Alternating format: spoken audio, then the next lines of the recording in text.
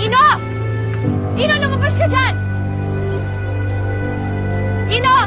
Lumabas ka dyan! Lumabas ka dyan! Ino! Ano yung problema? Aga-aga. Anong nangyari dito? Saan? Ikaw ba may gawa nito? Anong nangyari sa mga gawa natin? Tingnan mo ba yung mga gawa natin? Ano nangyari dito? Ano nangyari? Ikaw dapat ang sumagot niyan. Seryoso ka ako pagbibintangan mo? Bakit sino pa bang gagawa nito na may galit sa akin? Tingin mo gago ako para sirain yung mga pinaghirapan ko? Malay ko ba? Baka dahil sa galit mo, style mo lang magkunwaring okay ka, pero pagkatapos ng lahat, ipagbabasag mo lahat. Hindi galit akong galit. Pero wala akong rason para sirain yung mga pinaghirapan ko. Dahil gusto ko na matapos tong leksik proyektong to para hindi na kita makita. Huwag kang mag-alala, Ino. Pagkatapos ng lahat na to, pag na-approve na ng chalet, hindi mo na ako makikita. Malaya na kayo magpakasaya ni Roxanne. At malaya na rin kayo magpakasaya ni Kuya. Nakakatawa ka rin, no?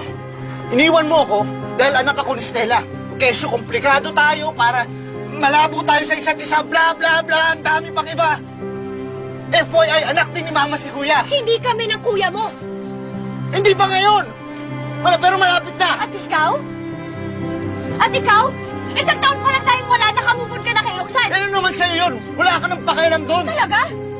Ngayon, kina-question ko kung totoo mo akong minahal dahil ang bilis mong makamove on. Wala kang karapatang questionin yung pagmamahal ko sa'yo. Dahil binigay ko sa'yo lahat. Pinaglabang kita sa magulang ko, pero binaliwala mo lang lahat, sinayang mo lang lahat. Or in fact, ako pa nga dapat yung magtanong sa'yo eh. Minahal mo ba talaga ako? O na-curious ka lang kung paano makipag-date sa Cortez? Kaya pala ang bilis mong bumitaw nung Cortez ka na. Pasensya ka na, wala akong kotse ng mga panahon tayo. Mukha mo! Ang kapal ng mukha mo, minahal kita! Minahal kita ng sobra-sobra! Kung ano man yung iniisip mo, hindi yan totoo! Kung wala lang akong pamilya na nasasaktan, kung ako lang kahit mahirapan ako, kahit mamatay ako, hindi kita iyon. Mahal na mahal kita! At kahit ngayon na sobrang galit ako sa'yo, let yung puso to dahil mahal pa rin kita!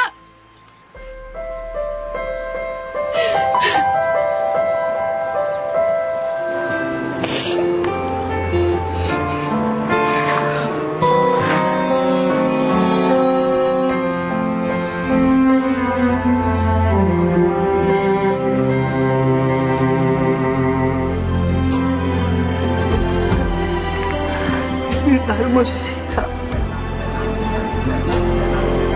Mabubuo tayo kahit anong mangyari.